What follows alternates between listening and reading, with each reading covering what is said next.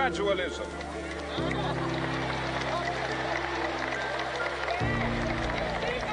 Now is the time to make real the promises of democracy. Now is the time to rise from the dark and desolate valley of segregation to the sunlit path of racial justice. Now is the time to lift our nation from the quicksands of racial injustice to the solid rock of brotherhood. Now is the time to make justice a reality for all of God's children. It would be fatal for the nation to overlook the urgency of the moment. This sweltering summit of the Negro's legitimate discontent will not pass until that is an invigorating autumn of freedom and equality. 1963 is not an end, but a beginning. Those who hope that the Negro needed to blow off steam and will now be content will have a rude awakening if the nation returns to business as usual.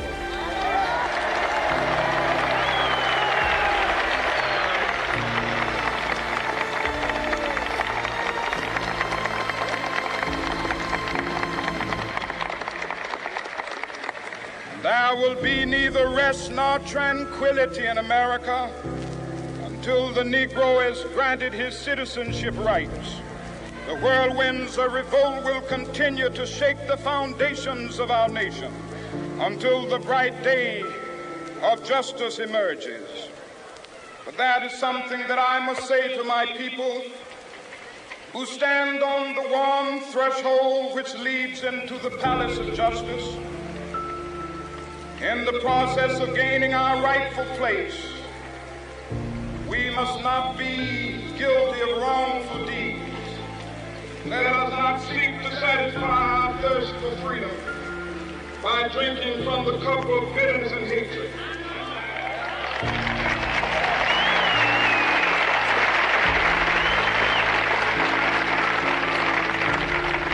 We must forever conduct our struggle on the high plane of dignity and discipline. We must not allow our creative protest to degenerate into physical violence. Again and again, we must rise to the majestic heights of meeting physical force with soul force. The marvelous new militancy which has engulfed the Negro community must not lead us to a distrust of all white people. For many of our white brothers, as evidenced by their presence here today, have come to realize that their destiny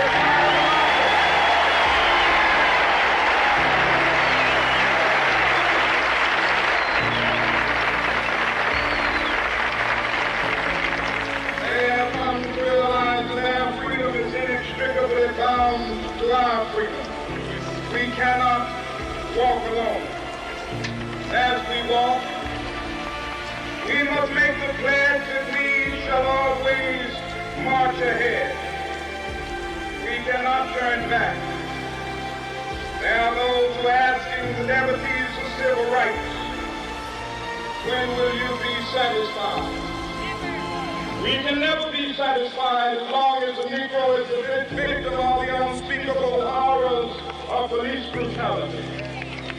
We can never be satisfied as long as our body is heavy with the fatigue of travel, cannot gain lodging in the motels of the highways and the hotels of the city.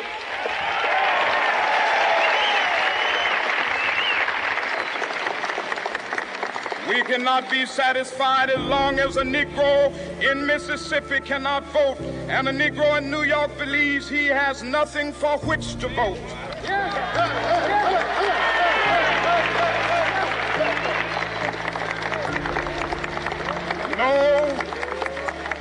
No, we are not satisfied, and we will not be satisfied until justice rolls down like waters and righteousness like a mighty stream.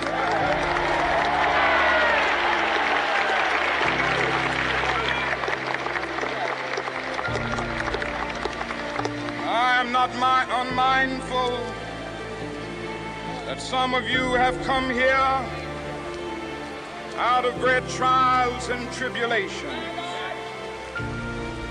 Some of you have come fresh from narrow jail cells.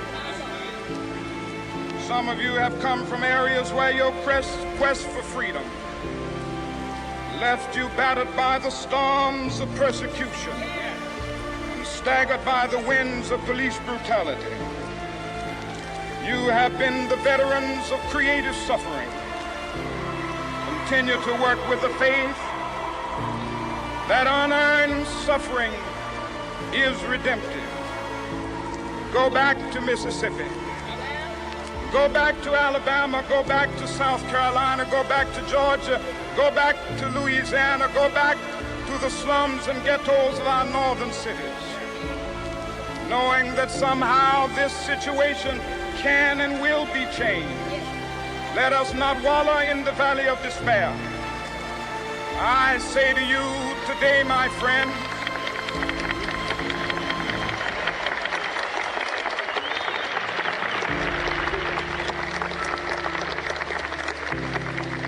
so even though we face the difficulties of today and tomorrow, I still have a dream. Yes. It is a dream deeply rooted in the American dream. I have a dream that one day this nation will rise up and live out the true meaning of its creed.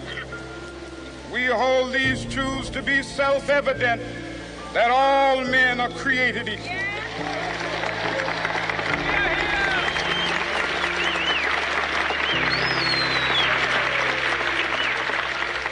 I have a dream that one day on the red hills of Georgia, the sons of former slaves and the sons of former slave owners will be able to sit down together at the table of brotherhood. I have a dream that one day, even the state of Mississippi, a state sweltering with the heat of injustice, sweltering with the heat of oppression, will be transformed into an oasis of freedom and justice. I have a dream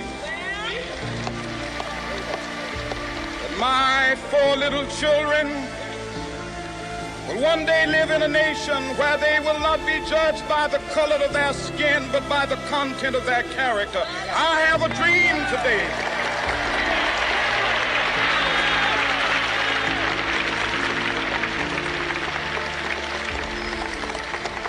I have a dream that one day down in Alabama, with its vicious racists, with its governor having his lips dripping with the words of interposition and nullification, one day right there in Alabama, little black boys and black girls will be able to join hands with little white boys and white girls as sisters and brothers. I have a dream today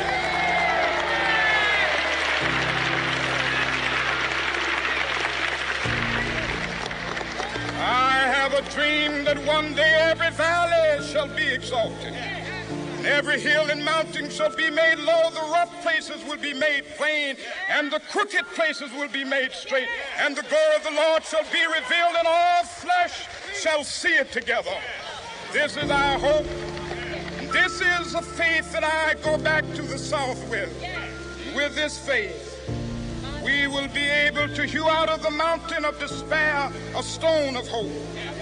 With this faith, we will be able to transform the jangling discords of our nation into a beautiful symphony of brotherhood.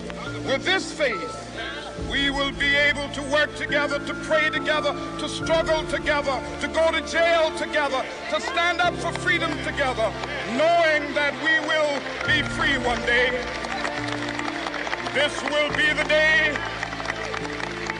This will be the day when all of God's children will be able to sing with new meaning, "My country, tears of thee. Sweet land of liberty, of thee I sing. land where my fathers died, land of the Pilgrim's Pride. From every mountainside, let freedom ring. And if America is to be a great nation, this must become true.